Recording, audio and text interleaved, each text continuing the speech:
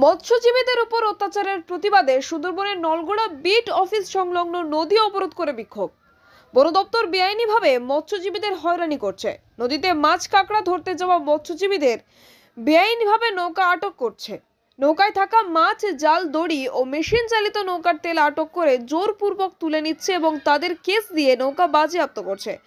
তারই প্রতিবাদে আজ দক্ষিণ 24 পরগনা জেলার নলগোড়া বন দপ্তর অফিসের সামনে শতাধিক নৌকা নিয়ে মৎস্যজীবীরা বিক্ষোভ দেখায়। সঙ্গে আরজিকর কাণ্ডের বিচার চাই পোস্টার।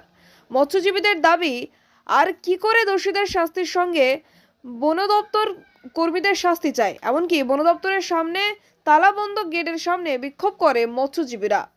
আমরা গত 29শে আগস্ট মৎস্যজীবীদের জলের অধিকার, মাছ ধরার অধিকার, এই সমস্ত কতগুলো দাবি নিয়ে আমরা চুলকাঠি ক্যাম্পে আমরা ডেপুটেশন দিয়েছিলাম।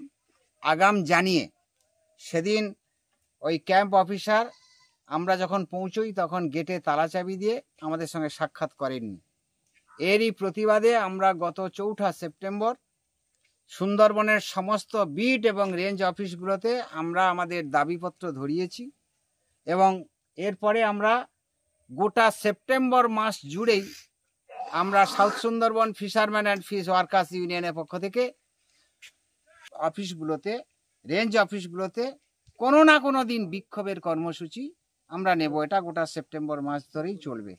বিক্ষোভ দেখাচ্ছি আমরা যে এই তেল খরচ করে নিয়ে যাচ্ছি, আমাদেরকে যদি না জাল বাইতে দেয় তাহলে ওনাদেরও থাকতে হবে না, ওখানে যেতে হলে সবাই যাক আর নিয়ে যেতে হলে সবাইকে নিয়ে যাক।